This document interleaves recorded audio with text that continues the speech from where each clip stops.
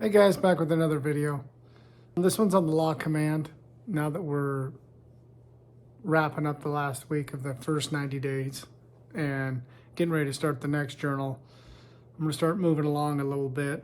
I'll continue to do recaps for people that are finding me every day and keep you up to what we're trying to accomplish in this first year. But law of command is, you can call it lots of things. Some people call it do affirmations. Some people call it self-suggestion. I call it both or all three. It doesn't matter. But what the big thing is, you have all of these beliefs that you've built through the law of command, and you're just unaware that that's what you did.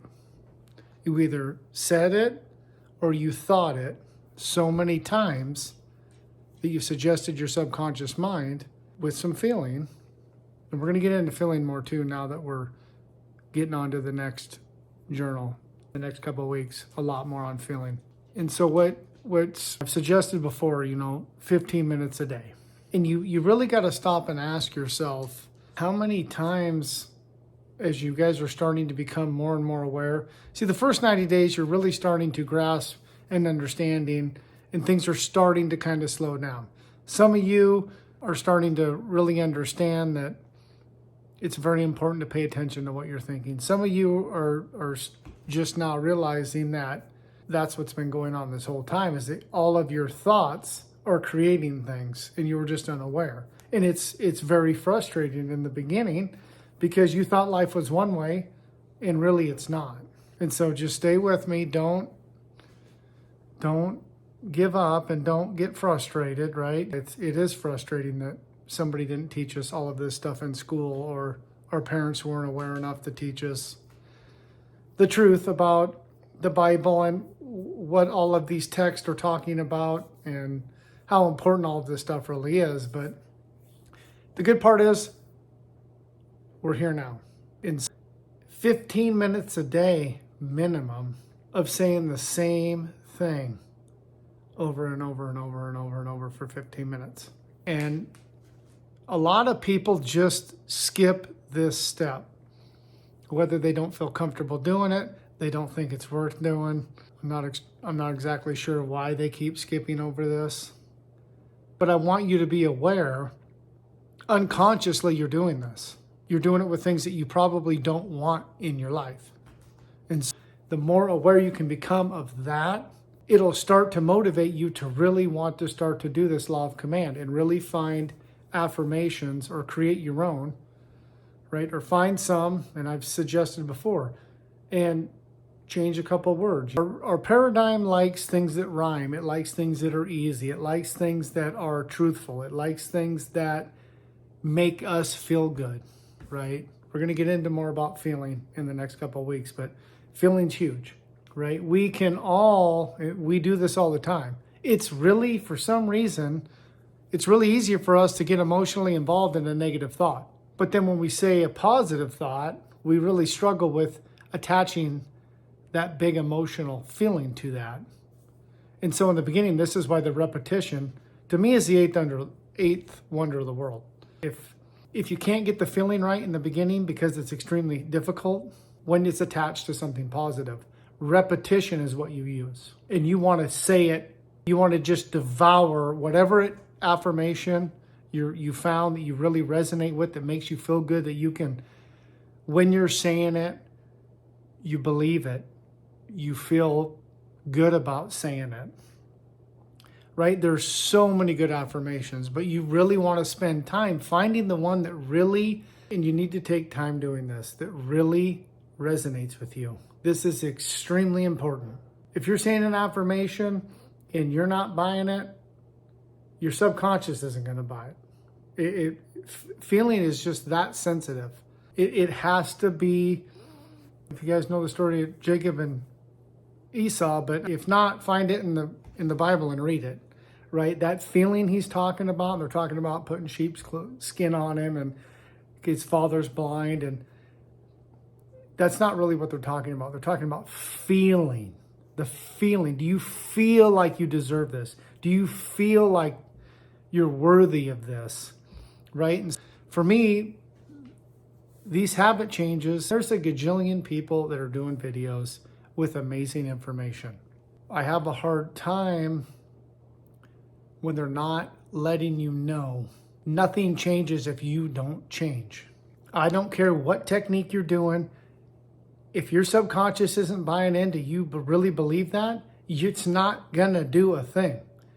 This is why so many people get frustrated and quit, because they watch all of these things online or they read all of these books and they don't grasp the magnitude of repetition and feeling. You have to get this down. If you don't, you're going to give up, right? Because things aren't going to be changing that much. Sure, little things are going to change, and that's what should be motivating you in the beginning. The green lights, the parking stalls, people opening doors, your relationships are starting to get a little bit better, right? You're having a lot of synchronicities because you're doing the things that I've suggested, but the bigger things, right? And I'm gonna make another video about questions to ask yourself. Once this 90 days is over and we're starting the next one, before you start, there's some important questions you need to ask and really reflect back on how much effort you put in on the first 90 days. And, there's a whole thing that goes with that. But it's the law of command. We really want to, in the beginning, force ourselves with an affirmation that the best one we can find that excites us the most, right? Excitement is a ginormous thing. If you can find, right? And basically that's what your goal is, right? Your goal should be the one thing that excites you more than anything else, even if it's just a little bit, right? It's that excitement that really starts to get the universe and mixed with these laws, and things start to reshaping and reforming and changing the wind or changing the bow of the boat. People use lots of different expressions on the wind to change, whatever you want to call it, but it really starts to turn the tide once you start doing these things repetitively over and over and over and over and over. Find that good affirmation, take your time, make sure it resonates with you, right? I don't want you to start this journey and just be kind of going through the motions. I really want you to, that's why I'm taking so long trying to get you to understand that it's way better to do it right and do it slow and take your time in everything that you're doing and really put effort into it and thought and find things that really resonate with you and people that really resonate with you and books that really resonate with you. That's more important than knowing all of the scientific stuff that's going on that people are talking about, law of attraction and, right? Law of attraction is real, but it's a secondary law. The primary law is the law of vibration. If you can't raise your vibration, the law of attraction isn't going to do much for you, right? You really need to start understanding, getting the bare minimum basics down in changing these habits, which you have to change your thinking to do that, right? And the more that you're doing this stuff, I promise you guys, you've been in the present moment more in the last 90 days than you probably have since you've been born. And that's the huge thing that a lot of people don't really talk about or give credit to, is how much you're in the present, because to stop negative and put positive in, you have to be present.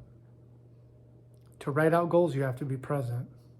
To write in the journal, you have to be present. You're hyper focusing on what you're doing.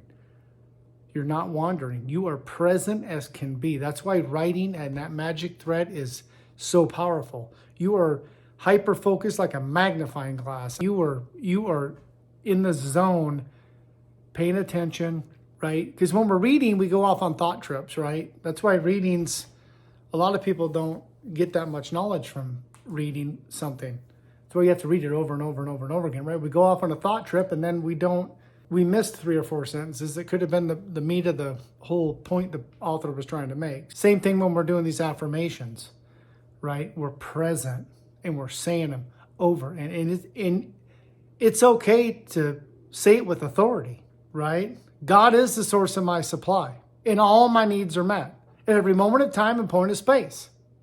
God's wealth flows freely and joyously and ceaselessly in my experience. You say it with authority. And I get it when there's people around and you can't really get crazy-eyed like that, but you can do it in your car. You can do it in your backyard. You can go into your bathroom and turn the fan on and shut the door and lock it, and you can go ham with just demanding. You demand the good that you were born to and deserve to have. And that's what you do. And don't worry about what people think.